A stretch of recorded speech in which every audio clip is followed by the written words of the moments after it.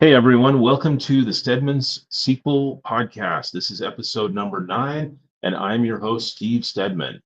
I just want to point out some places where, got to get the right screen. The podcast is available on YouTube, and we've got a short link there, stedman.us/podcast YouTube. We're also available on Spotify, stedman.us/podcast Spotify. Or you can visit our main podcast page at stedman.us/podcast. Now, the main podcast page now has a new section for guests. If you want to be a guest on the show, you can visit that page and fill out a form and pitch what you want to be a guest to talk about. And we'll consider it and consider having you on the podcast. One other thing we want to point out, this is our last week that we're actually doing the live stream while we do the recording. Going forward, we're going to record ahead of time, edit it a little bit, and then publish it. We'll still be publishing on about a weekly basis, but what this will do is it'll allow us to maybe edit out some of those goofs and errors that we make along the way and make it sound a little bit better overall. Some news from Stedman Solutions. There's a new database health monitor release coming soon in the next week or so. It has several new exciting features, including a really cool virtual log file visualization report. We also have a SQL schema search, where you can search the contents of stored procedures and functions and tables and things like that to look for specific data, and several other new reports. All right, this week's podcast is SQL Server Database Corruption. And I'd like to welcome Derrick Bovenkamp as our guest this week. Derrick is someone who's helped me with almost all the corruption repairs that we've done over the last 8 years or so with Stedman Solutions. And Derrick is the most knowledgeable person besides me on database corruption at Stedman Solutions. And he's always looking forward to that next repair of a corrupt database. Hey, Derrick, welcome. Hey, thanks for having me on, Steve. I look forward to it because it's always a good topic when we can teach people about corruption repair and how to prevent corruption in the first place. Yep, absolutely. And I think that I would rather do what we can to help people not end up with a corrupt database or have options to quickly fix it versus having to do a full corruption repair. So, all right, well, let's jump into it then. The first thing we wanted to cover was what exactly is database corruption? And what is it? What causes it? Well, yeah, that's a great question. I mean, I would say it's when the pages that are written to disk either aren't written or aren't read back or stored on disk not in the way that they should be.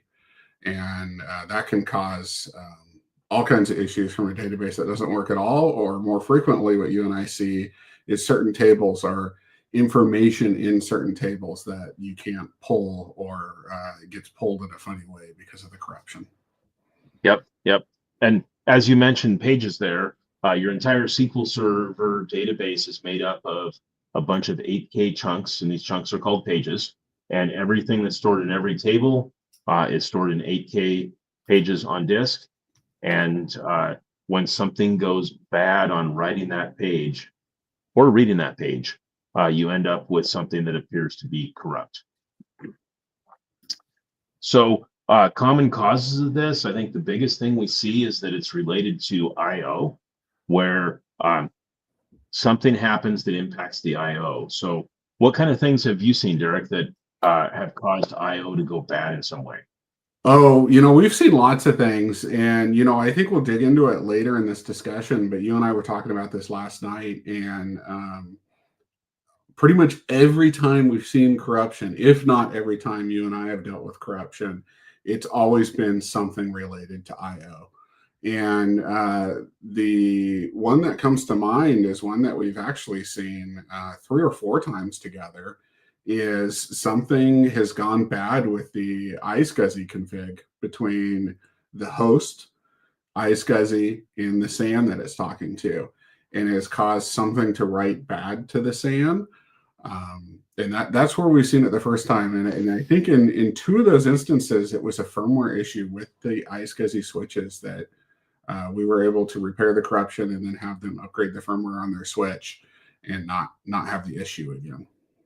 Yeah, and what's interesting on that is if you have local storage, your database talks to your local storage controller, and then that talks directly to your disks and saves things locally. But when you're using something like iSCSI, that's talking to a drive interface that's then mapped across the network, excuse me, traveling through your local network card, your network wiring to a switch, and then from that switch off to a storage array, and then from that storage array to the specific disks in the array. So there's a lot more steps in that process for something that could go wrong than if you have direct attached storage. Yeah, and I'm not sure, to share a quick story, I'm not sure if you remember, but we've actually seen it at two different customers, both iSCSI, and it was not actually corruption. The database would read back as corrupt, but every time we would check it in CheckDB, which we'll talk about later, a different part of the database would be corrupt than it was 5 minutes ago. And if you remember that one, it wasn't specifically corruption, but we were able to fix it. It was also an iSCSI issue. We were able to fix it by moving the virtual machine to another host, and then all of a sudden the database was fine. Yep. And and with that one, the disk itself was never corrupt, but it appeared corrupt because of the read errors we were getting at that point. So we were lucky it was writing correctly.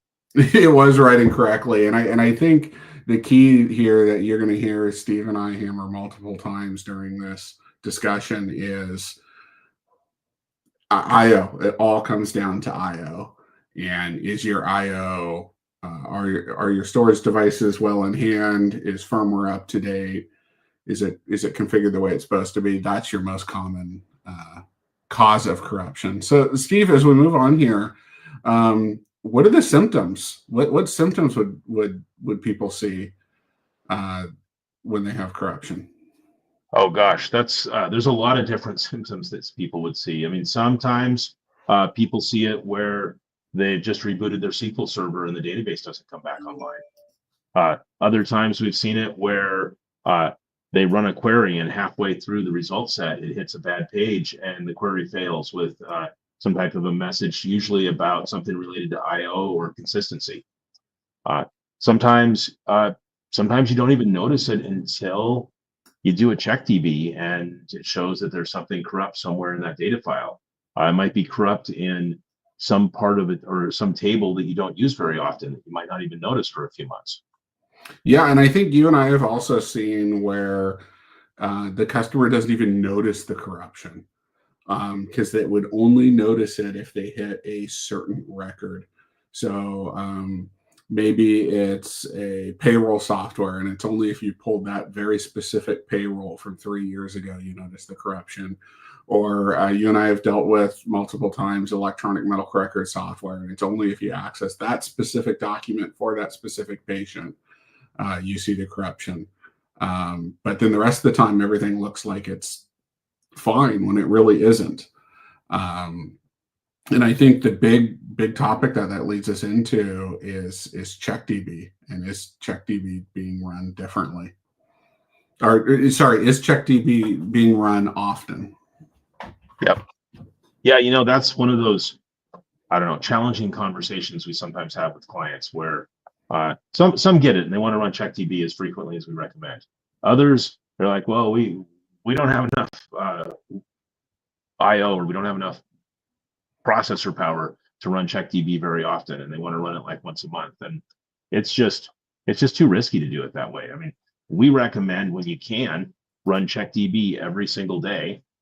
We even have a couple scenarios where we run it twice a day, but most of the time once a day is reasonable, where we run CheckDB on all the databases on your SQL server once a day. But not only do we run CheckDB, but we make sure that the notification is set up if that job fails, that we get notified that there's something wrong. And we have additional notifications set up so that if the database does not get checked, meaning it failed or crashed somewhere along the way and aborted out without an error, that we know about it.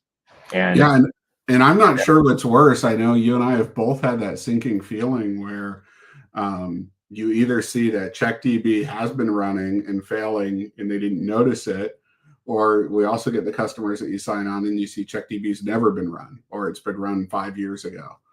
So the real key there is to run CheckDB often, ideally daily. There is some instances where the backup solution that's in place or the database is so big, we talk about weekly. But I would say daily is certainly the gold standard that I like to do. I like to apply to customer servers and my own SQL servers. Yep. And I know whether we're starting out with a performance assessment or a SQL Server health assessment, or we're doing managed service customer, I know one of the first things you always do when we jump on a server before doing anything else is we run CheckDB to make sure that all those databases are clean before we ever start on it. And that way we know that the database is in good shape before we start trying to do anything to make it better. Yeah, exactly. Why don't we dig into a little bit, Steve, how do we like to run CheckDB on customer systems? Well, we use the Ola Hallogren scripts to help with this. And by default, that's set up with two different jobs primarily. One is the user databases and one is the system databases. And the system databases one almost always runs quickly. And then we get into the user database one, and we want to make sure that we run that after hours during a low load time. We try and avoid running that when things like index rebuilding is going on or other things that would cause a lot of I/O. We try and do it in the slow time, and we try and check. We get every database checked every single day. Now, there's sometimes that we'll do that and find out that you might have 15 databases, and one of those databases is gigantic and the rest of them are small. Sometimes what we'll do with that is break that one big database out into a CheckDB job of its own and then exclude that one on the other check so that we can do a little bit more parallelism there. Yeah, and I think the big key there is we like that user databases, or the user databases minus if you're breaking it off into your own. And that's because when the customer adds another database 2 years down the road, it's automatically going to get checked every night. Versus some of the other ways to set, if you set it up manually, you built your own job, maybe you're specifying the database names and you add another database and you think you're running CheckDB on all your databases, but you're really not. You're missing the new one. Yep. And that's one of those things that if you're using the default, what's the default maintenance tasks in SQL Server, it's pretty common that people will set that up. You just pick, let's check all these databases, and then you add a database later and it gets missed. So we really like to avoid the default maintenance tasks and either use the Ola Hallogren solution, which runs as a job, or if in some scenarios where it's too big to actually check every single day, we do a custom job that'll just go and look at the ones that haven't been checked recently and run those and try and get through about half of them every single day. We have several scenarios we've done that. But to do it as a SQL Server job, as a SQL Server agent job, rather than as a maintenance, SQL Server scheduled maintenance task. So, great. All right. So then, what do you think about backups as a protection for corruption? Oh, I mean, backups are the world. In every instance, where we've ran into corruption and we've had, a lot of times we have good, well, I think you and I have had any database corruption job that we've actually taken on, we've had good outcomes in every single one of them. But the best outcome has always come from being able to just go to your backups, and you avoid a very expensive, costly corruption repair by doing a restore your backups. And so I really, really believe that backups are important, and making sure that your recovery point objectives and your recovery time objectives are met with your backup strategy. Yep. And shameless plug here for a moment. Derrick just mentioned recovery point and recovery time objectives. Next week's podcast is actually talking about recovery point, recovery time. So if you want more information on those, come back. That's the end of my shameless plug. One of the things I want to point out here is that those backups, if you have corruption, oftentimes a full backup will back up that corruption. But typically the log backups will not back up the corrupt part because it's backing up the actual transaction that occurred. And we've been able to see that some people just say, well, corruption happened, let's just go restore the last full backup and lose a day or two's worth of data, and you're back up and running. But what we've done in a few scenarios is we've restored the last full backup, we've restored a differential backup on top of that before the corruption hit, and then replayed the transaction logs through to a point in time to go past where the corruption occurred, and we've been able to get a complete recovery done that way. That's we've done that with some pretty big databases, greater than a terabyte in size, I think. Haven't we, Derrick? Yeah, I think that was. You think you remember the same story that I'm remembering, and I think that database was pushing 2 terabytes, and we were able to get the customer up within the matter of a couple of hours by determining there's corruption, and then being able to do a restore, taking the full backup that occurred before the corruption, and then play those log backups all the way forward, because the log backup did not have the corruption in it. In that case, there was 0 data lost. So perfect point in time recovery. It just took us a couple hours to get it done. But again, we did that in a matter of hours, and that was very low cost to the customer, versus if that had been a full-on corruption repair, you're probably talking at least overnight and very expensive to the customer in addition to the outage. Yep. And that's one of those things that some of the more time-consuming and the more expensive corruption repairs that we've done have been ones where somebody hits corruption. We talk to them about their backups, and we say, well, what's your most recent backup before the corruption occurred? And they say, well, we don't even know when the corruption occurred, but our last full backup we had was 8 months ago, and our backup system's been failing ever since. So we go check that full backup, and we find out, oh, gee, the corruption was there then. It just didn't get quite as bad or noticeable until now. And those are the ones where we have to repair with no backups, and that can be quite a challenge. Although we've been very successful at it as well. Yeah, so we've really hit some of the most common causes of corruption already. You're going to hear me say again, it's IO. And the one the story that we just talked about a second ago, that was not iSCSI like we previously talked about. That was actually due to antivirus software that didn't have the proper configuration in it. And Microsoft has very specific recommendations for antivirus that almost nobody follows. But I really encourage people, go look, and maybe we'll get it linked. We'll get it linked in the comments of this.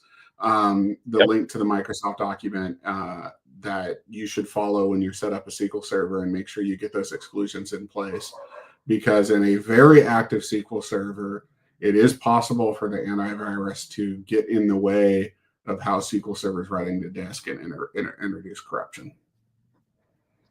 Yep, and that's one of those things that when we've seen that happen, the first couple of times we didn't realize it was the antivirus right away, and we fixed it, and then we got it working again, and then it hit again the next week, I think, and we had to go. And until we knew it was the antivirus, and then we were able to fix it and not have a problem after that. And I really see that. I mean, Steve, what is the percentage of people you see that actually add those antivirus exclusion rules? Maybe 2%, 1% of customers, almost nobody. So it's not often, but we have seen it have a problem. Yep, absolutely. Another cause has been power fluctuation that has impacted the IO in some way. Either a server gets unplugged, or we had one of my very first corruption repairs we ever did. I think it might have been before you got involved, Derrick, but the very first one was a lightning storm. Their SQL Server was running on, not even on a UPS of any kind, it was just running on a power strip underneath the desk. Lightning storm hit the power lines, power surge came through, fried the power strip, shut the SQL Server off midway through writing, I guess, and we ended up with a corrupt database because of that. So that's one thing that can cause it. I think IO issues, when we're talking about network attached storage of any kind, making sure that your network is solid making sure that your switches and your hardware and all that are up to date on the right patch level, and making sure that you're using enterprise quality storage rather than, don't expect your database to be solid if you plug in a USB drive and expect that to be your database storage. So, so Steve, one of the things that we see people do when they encounter corruption and they see an error in their SQL Server log, or they realize they have corruption, they go to Google. And what's one of the first things that comes up in Google to fix corruption? What does Google say?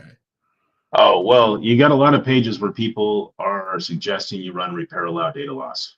Oh, And if you shivers. go, don't you on your Derrick Bovenkamp blog page have like a giant red alert button or something like that on your repair allow data loss? Yeah, I've Are, got the Apollo 13 master caution alarm that's shaking around a parallel data loss. so what repair allow data loss does is it basically says, scan my database, and any page or any 8K chunk of that database that looks corrupt, just throw it out. It's sort of like if you spilt coffee on a book and you went through and every book page that had some coffee spilt on it, you're going to throw away, and then you try and read the book later. It's not going to make any sense. But what repair allow data loss does, and some people will phrase it as, well, it'll get rid of data if it needs to. No, it'll get rid of data if it sees corruption at all. It'll just throw it away. And one of the things we see, how many times have we seen, Derrick, where somebody says, well, I ran repair allow data loss, it didn't fix it, but it got rid of some of the errors, and then now we need to recover the database. Not only do we have to fix the corruption, but we have to get back all those rows that were somehow thrown out. Yeah, I would say, like, in the extreme lucky, it gets stuck and it can't throw anything out, and they're okay. But a lot of times, you and I have seen it, it'll throw an entire table out, not just an 8K chunk. When there is maybe only a couple 8K chunks that are actually corrupt, it'll just be like, throw that entire table out. And we've seen people, and I don't think, and to be fair to them, they're in a stressful situation and they're reading what people say. We've seen people run that and not really realize that, hey, maybe it says it's not corrupt now, but I may have lost crucial data. And if you're talking about payroll data or banking data or healthcare data, how many of you are willing to just go into a filing cabinet and pick a folder and throw it out and know you're never going to need it again? Yeah. And if this is my bank and they're running repair allow data loss, and I suddenly look and see that my account balance is not what I expect it to be, and they just happen to throw away a month worth of my transactions at the bank, that would not make me very happy. So one of the things that we always tell people, before ever using repair allow data loss, call us and we can talk about options. And that's one of the things we offer, a free 30-minute consult. If you've got a corrupt database, call us. And sometimes we've been able to talk people through in 30 minutes and come up with a solution. They go and do it on their own.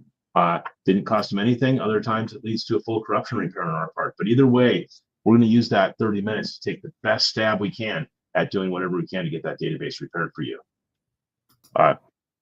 Now, with that, there's also the repair rebuild. And from my experience, repair rebuild is okay to run if you're running DBCC check table with repair rebuild and you're just repairing an index in a table or something like that. But oftentimes, if it's something that's actually in the data pages for a table and not an index, it's going to push you to run repair allow data loss. Oh, and that's one of my peeves as well, is that when you run CheckDB, it will often tell you repair allow data loss is the only option to get this back, or to get your database back. And yeah, it'll bring your database back, but it might be missing a whole lot of data after you run that. So do not run repair allow data loss. And Shannon, when you edit this, we should put big words on the screen that say, do not run repair allow data loss, just as a reminder, because it throws database out. So Derrick, I know we've done a lot of corruption repairs for people, and when is the right time to call in the experts for database corruption from your experience? I would say, you call the experts in early.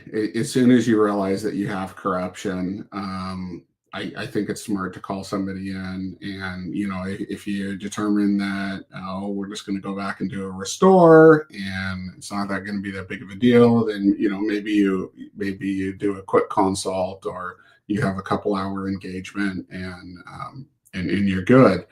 I think that the riskiest thing to do, and a lot of us IT people do it, and I've been guilty of it myself, is you go to Google and you start finding things, and that's the repair law data loss. Maybe Google suggests some other things. You and I have seen people buy software that promises to fix corruption and doesn't fix the corruption. There's no software that I know of that you can buy and install on your computer and it's going to fix your database corruption. It's going to require a human behind that. So I would say, talk to an expert. Steve said, you were saying earlier, shameless plug, call us. We're happy to talk with you and do a consultation for free. And we'll give you the best advice that we can give you.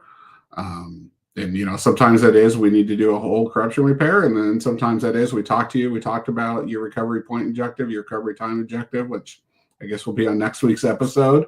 And we just say, hey, just go back and do a database restore, because you're fine losing 2 hours of work today versus the cost to repair a database.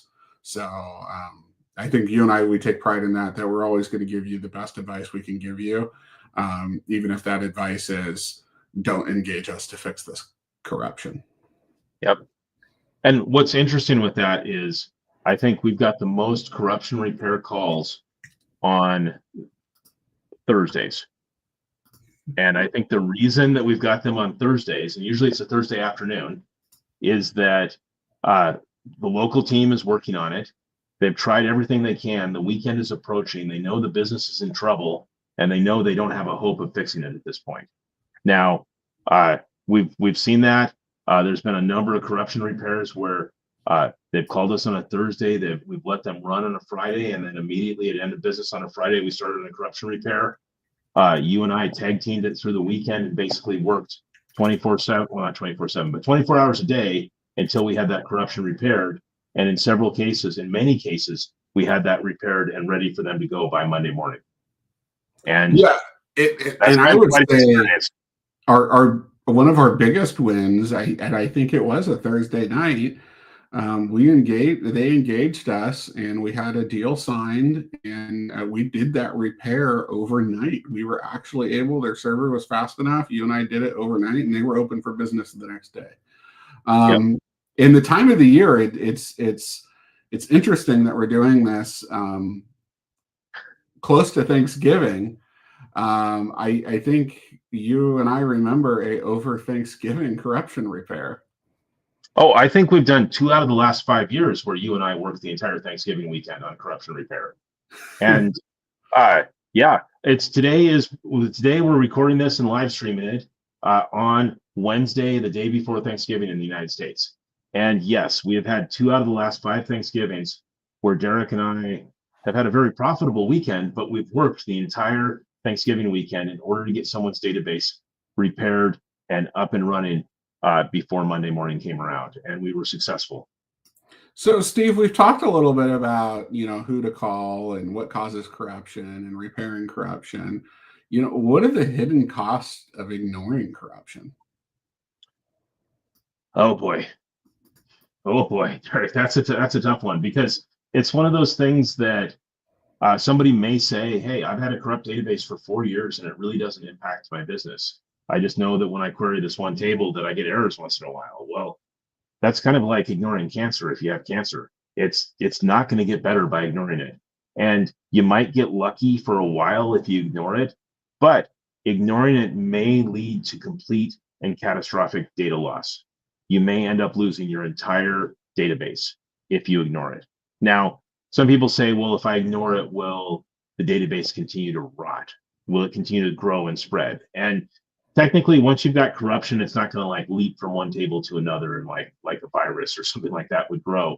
But if you have corruption in an index and you do rebuilds and things like that, it could lead to the corruption spreading throughout an existing a table that's already corrupt. But oftentimes, your database will get worse, not because the corruption spreads, but because whatever cause of that corruption might still be there. Like your iSCSI example you mentioned earlier, Derrick. If you've got an iSCSI device that's throwing errors and causing bad writes, your database is just going to get worse and worse and worse until it doesn't exist anymore, or until it fails so bad that you can't bring it back online. Yeah, and I know we've had a few instances over the past, 5 or 10 years, however long we've been doing this together, that there's been a few where we've really had to have a sit-down conversation with a customer and be like, you have database corruption, and this needs to be addressed. And the one that I'm thinking about, and Steve, for those of you who don't know, Steve is a volunteer firefighter, EMT. And isn't there a term that you have for the patient being really concerned about a minor injury and not realizing that they have a major injury? Oh yeah, that's a distracting injury. Yeah. And we have there, I don't remember all the details because it was a while ago, but there was a very specific one where I think the customer, I think maybe they called us because of a performance and their database was slow. And they were very concerned about these reports running slow and completely ignoring the fact that we were telling them that they had corruption and their database was in a very unhealthy spot. So, yep. And that's like corruption seriously. Yeah. And back to your analogy of me being a firefighter and EMT, I mean, that would be like a patient that has a head injury. And if we don't deal with that right away, they may have brain damage versus I've cut my hand and it's squirting blood everywhere. The blood squirting everywhere out of your hands is the distracting injury. In this case, it was their slow performing database that was the distracting injury, and the root issues they were having were because of corruption. Yeah. Yep.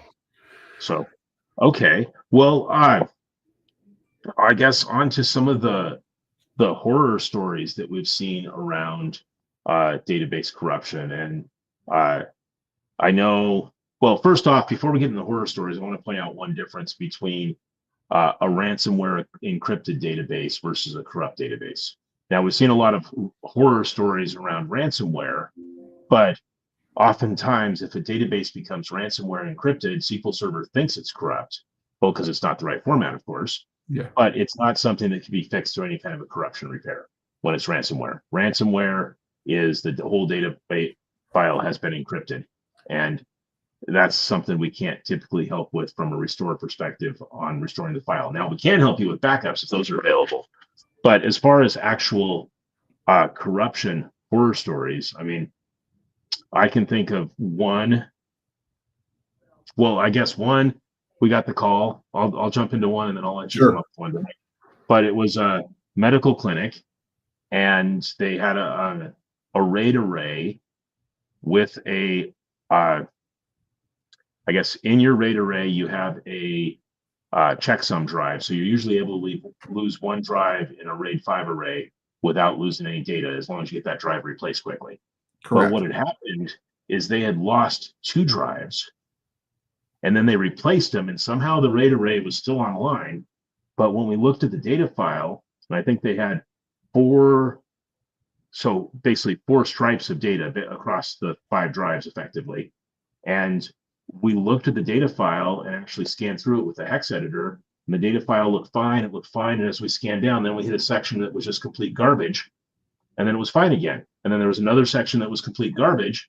And what that was caused by was they had lost an entire stripe on their RAID array. Hopefully I'm using all the terminology on this correctly here, where one whole disk, or roughly 25% of their file, was just gone. And that's one where, okay, so the first thing I recognized was there's no fixing that. There's no fixing that file because the data is just completely gone. So what we took a look at was, what backups do you have available? Well, they weren't exactly concerned about backups prior to this, and they didn't have any backups available. And I had to explain to this medical clinic that, I'm sorry, there is no way possible to recover this. Yeah. And I mean, that's one of them where we had our 30-minute call. I probably ended up turning into an hour and a half call, consulting them initially, and came back and said, gee, we'd really love to help you with this, but there is no way possible to fix this because your data is gone and you don't have any backups from prior to that. So Yeah, and I remember that. I think we felt so bad for them. I don't even think we billed them for that call. Um, no, it was the free 30-minute consult that turned into an hour and a half of turned free. into an hour and a half. Yeah. And I remember I think they were able to find a database from like, I want to say it was like 2 years earlier, and that was all they had. And they had to rebuild from that. They lost like, it might have not been quite 2 years, it might have been 18 months, but they lost over a year of data. And that's all they had. That's all they could go off. And that's very close to the corruption repair. We've been on the ransomware. We've been on a lot of calls where ransomware has taken effect. And that's, usually the data file is gone. I know there's been a few where they paid the ransom and unencrypted the data file. And I think, we looked it up and, in the hex editor, and it was basically like 50 gigs of zeros. There was no data there to repair. So I think that is separating a, database corruption versus entire loss of the file or an entire loss of a stripe from a RAID set. Yep.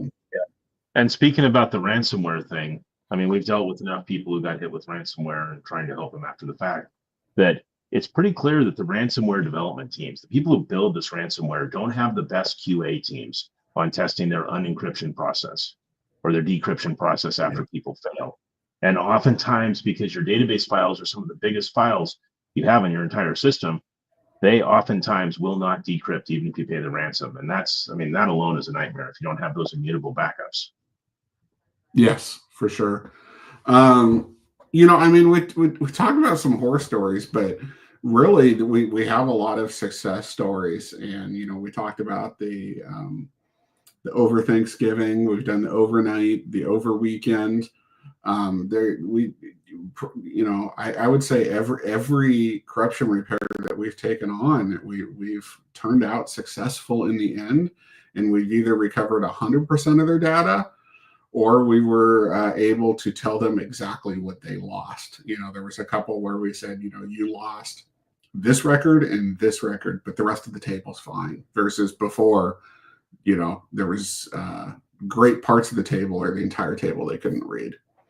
Yep. So let's talk about some of those wins then. And I'll jump in with one. One of the big wins we had was where the client, their servers were too slow to do the corruption repair. So what they did is they spun up two, I don't remember if it was Azure or AWS servers. I think it was AWS servers. I think it was AWS, yeah. That were really hefty, high-powered, really expensive servers if they'd kept them around for any amount of time. But it gave us super fast servers to work on for a weekend in order to do the corruption repair. And that's a corruption repair that probably would have taken us a week to do, but we were able to get it done in a weekend because of those high-powered AWS servers that we can work on and do the repair much faster than would have been possible on existing hardware. Yeah, I remember that specific one, and those were like $5,000 to $10,000 a month servers, but they only needed them for a weekend, and we were able to do that repair. And that's when it would have taken a week or more to do on their existing hardware. It was that slow, and this is something to think about when this is a reason to buy new hardware when you need new hardware. Is to make sure you have enough overhead that you can run that check DB. We've run into ones where, it's hard to do the corruption repair because the server's slow. Well, that's also why they weren't doing the check DB, is the server's slow. So Make sure that you have good hardware. And that's also a reason, Steve, we've had a couple of customers where it wasn't the only reason why they upgraded to SQL Server Enterprise, but there was multitude of reasons, but one of the reasons for upgrading to SQL Server Enterprise was the multi-threaded CheckDB, which took a 6+ hour CheckDB and made it a 2-hour CheckDB. Because the hardware was fast enough to handle it, it just needed that multi-threaded support that comes with SQL Server Enterprise. Yeah, and that brings up an interesting question there. Then, is the cost of SQL Server Enterprise worth paying for in order to get that? And I think That's where it depends. Sometimes it's absolutely worth every penny if it means you've got a solid system that's not going to knock your business out. Oh yeah, for sure. Sometimes it might not be worth it, but it's one of those things that varies for every business. So, yep. Okay. Well, I think then, oh gosh, we have a number of items we're going to cover here. Losing track. So how about testing backups? I mean, that's one of those things Yeah. that, and I'm going to talk about this again in our RTO and RPO conversation, is I don't think a backup's a backup unless you've actually tested it. And so many times we've run into people who thought they were running backups and they never have ever tested that backup. And I think that we've seen some sad stories where people didn't have an option for recovery because they hadn't their backups that they thought were running were not actually working. Yeah, I mean, I think the testing is important, and that's also how you come up with your strategy. Um, this applies to more than just SQL Server, but how often are you getting a full backup? And the thing that I think about is a lot of the times I like to get a full backup once a week, differentials daily, and log backups every 5 to 15 minutes, some cases every 1 minute, depending on the customer's requirements for a recovery point objective. But I've certainly seen less with SQL Server, but more with other backup software. There's some backup software that they say, well, we do basically like differentials forever. We only ever do, or not differential forever, but basically we only ever do what's changed, and we never do a full backup. We only do a full backup once. And anytime that I've used software like that, I always like, hey, let's like every week get a full backup, and then we'll do our incrementals. Incremental forever was what I was looking for, which is not a SQL Server term, but you'll see that with backup software, and make sure that you're I would not do incremental forever, but what I'm thinking about, and you and I have seen this before, is backup software and internal SQL Server backups fighting with each other. Instead of one of them being set to copy only, they're both truncating the logs. And in that case, because the customers didn't test their backups, they didn't realize it, and they didn't have any monitoring in place to tell them that their backup software was fighting each other, and they only had full backups to go back to. They couldn't go back to these log backups that they thought that they were getting because they were being basically truncated by the backup software. Oh yeah, we've seen that too many times. And in fact, that's one of our checks that we have in our standard monitoring. Mm-hmm. So at this point, if someone's listening to this and they're just thinking, wow, I don't ever want to be in a position that I have to recover from a corrupt database, what kind of things could you think of as best practices or ideas that might help minimize the risk of getting hit with corruption? Well, I would say certainly, the free options out there is, get the Ola Halogran scripts, set those up, make sure that you're doing CheckDB regularly, make sure your notifications set up so you are getting an email if it fails. Make sure your backups are set up, make sure your backups are tested. And, it is okay to raise your hand and say you need help. And a lot of us in the IT industry, we want to know everything and we want to do everything. But it's totally fine to raise your hand and go, we need to bring in an expert on this area. I'll handle everything else, but we need a SQL Server expert. We need a DBA. And that's where the Stedman team, Stedman Solutions comes in. We have multiple options from we'll take over your entire DBA role to smaller, more monitoring level options, or maybe you want to bring us in just for a single engagement to get your SQL, get all your backups set up, set all this up for you, and then you'll monitor it from there. So I think that the big thing is make sure that you're doing your backups, make sure you're doing your CheckDB, make sure you're staying up to date with your hardware, drivers, versions. One of the things we didn't talk about is, some of the earlier versions of SQL Server were more known for issues. And, you see Microsoft, sometimes it's not just security updates when you see those cumulative updates. There's updates in those updates that fix data availability issues. So stay on top of your updates and don't be years back. And so on that topic, Derrick, if I just throw out a random number like 10.5.2500, what does that mean to you when you hear something like that? Well, that is, was that the initial release of 2008 R2? I think it was one of the first patches on SQL. It was one of the first patches, and anytime we see that number, that's the one that we refuse to work on until it's been patched to a higher level. But there is a lot of the times Microsoft's gotten better with this. We've certainly seen, because there's been some security issues, they've been pushing out cumulative updates and service packs inside of Windows Update. But before they did that, often, and still you and I see it sometimes, we'll see a release to manufacturing version of SQL Server on a computer. And we'll be hey, that's great. You're still running SQL Server 2016. It's still under Microsoft support, but you haven't installed an update in 5 years, which means you're open to tons of security issues. Yep. So one of the things, probably some of the most expensive work that we ever charge for, is database corruption repair. And with our SQL Server managed service offering, one of the things we include at no extra charge is database corruption repair. So how can we get away with giving away to our managed service customers our corruption repair without charging them anything extra for it?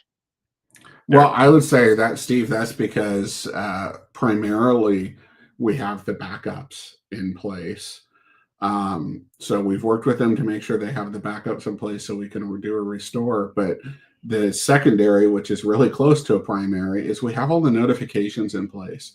So one, we're doing check DB every night, but we also have notifications in place for disk write errors and disk read errors. So usually if we run into corruption or a possible corruption, we know about it pretty much instantaneously. And we can work with the customer to do a restore instead of a very expensive corruption repair. Yep, absolutely. And that puts us in the position of the absolute least downtime. Because, we've seen people, they get the downtime of 3 or 4 days because they have to do corruption repair. Whereas with our managed service customers, we're taking care of them so that we're ready and we can react quickly when that happens. So, yeah. So, Steve, how do we recommend customers handle like emergency response and strategies and prioritizing recovery steps with corruption during a major outage? Because a lot of the times when we run into these customers, it's the system that they have to use. Like they don't work without that system. Yep. So earlier you mentioned that I'm a volunteer firefighter and an EMT, and I've seen some pretty scary, pretty life-threatening kind of things happen, life or death situations in that.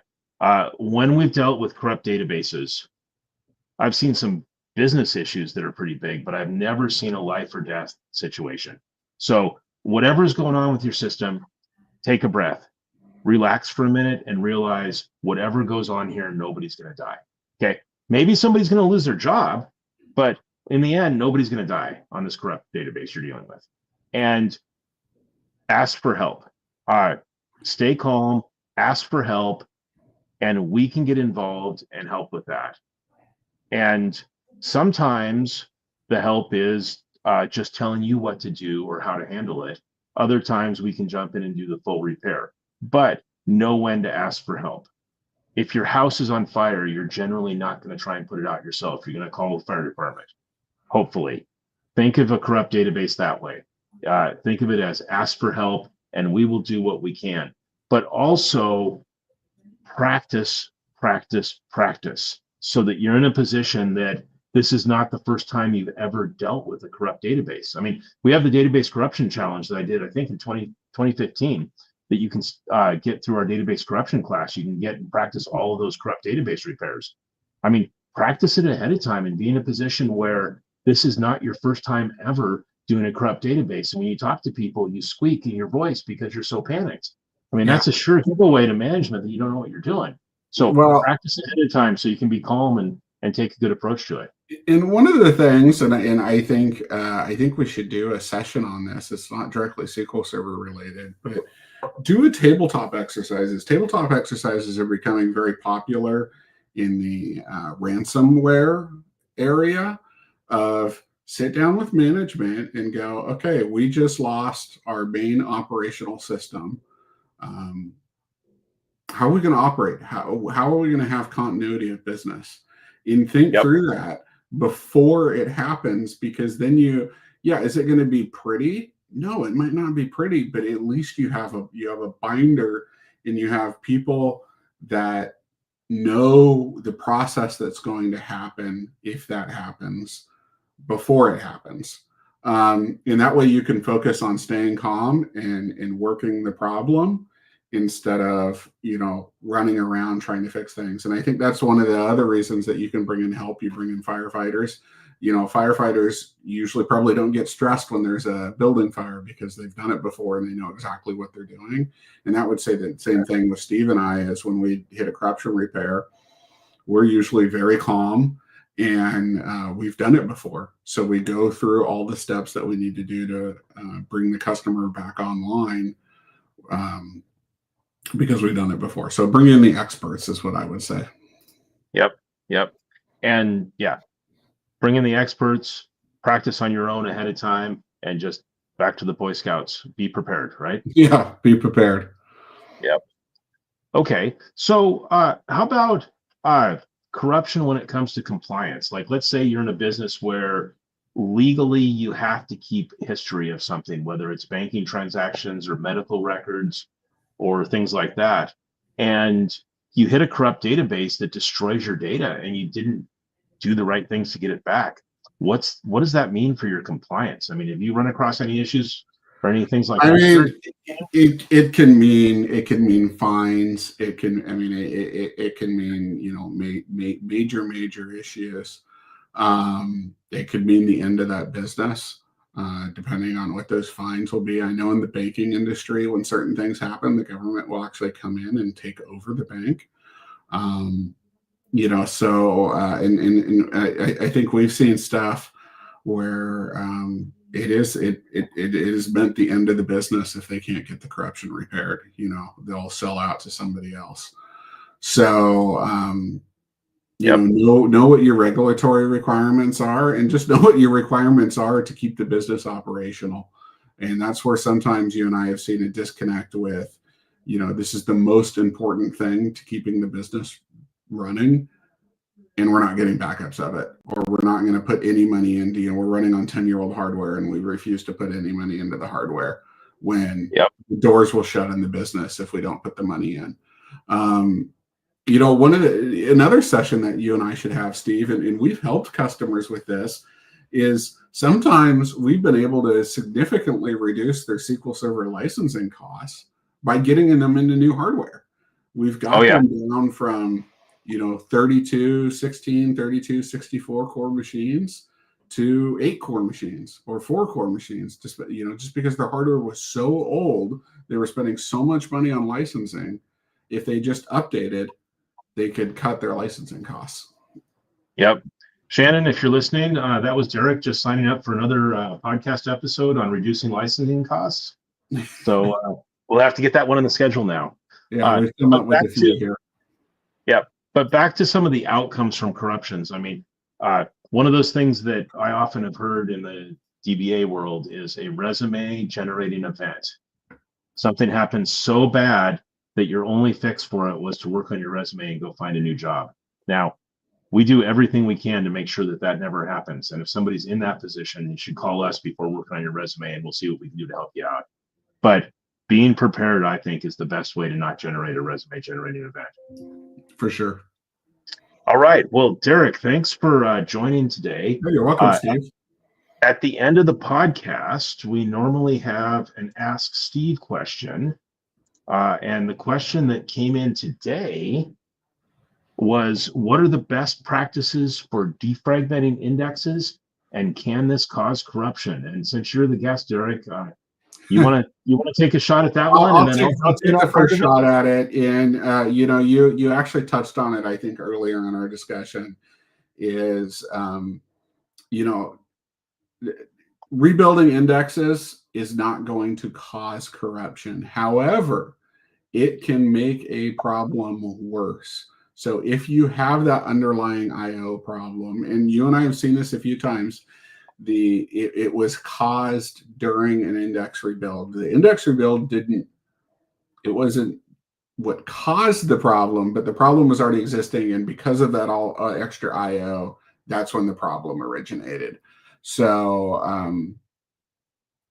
it won't cause the problem, but it can bring the problem out, if that makes sense. Yeah, if you're already having some issue, probably IO related, that's causing the corruption, anything that's changing large amounts of data can make it worse. And whether you're doing just an update on a table or you're rebuilding indexes, yes, that can make it worse. However, on a regular basis, I would never recommend staying away from defragmenting indexes to prevent corruption. Now, if you do have corruption and you already know about it, one of the first things I would do is turn off some of those index rebuilding jobs and some of the things that are going to put a lot of load on that database and cause a lot of IO, because yes, that would make it worse at that point. But no, doing good index and statistics maintenance is never going to be the cause of corruption. Something else may be failing on your system that causes it. Correct. All right. Well, I think that wraps it up. Thanks, Derrick. One of the things I want to mention, as Christmas is approaching, Stedman Solutions has a great Christmas gift or stocking stuffer available to purchase for anyone that likes to write queries, or even if they don't like to write queries, but they have to write queries, it's a good gift for them. It's our SQL join type socks, available at stedman.us/join socks. And you can get socks with inner join, left outer join, right outer join, left outer join with exclusion, all the different ways you can join tables on your socks. Great stocking stuffer for any SQL programmer or DBA. And if you ever have to go for a job interview and someone asks you that question about, well, can you tell me the difference between an inner join and an outer join? If you've got these socks on in that interview, you will literally wow your interviewer at that point. All right. So speaking of the holidays, I put together a holiday. Whatever your plans for this holiday season, just know if you're a Stedman Solutions managed service customer, we've got your SQL servers covered. Nothing to stress about there. You can get away, do what you want to do for the weekend or the holiday, and just relax, knowing our team will be there to take care of your SQL servers over the weekend. All is calm, relax, and enjoy your Thanksgiving. All right. Well, join us next week as we talk about RTO and RPO. And remember, you can watch this and other episodes on YouTube and on Spotify, and links are available at stedman.us/podcast. Thanks for joining us. That wraps up this week's episode.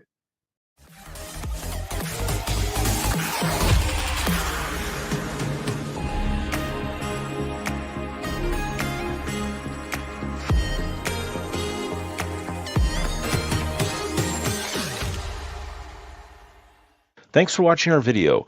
I'm Steve, and I hope you've enjoyed this.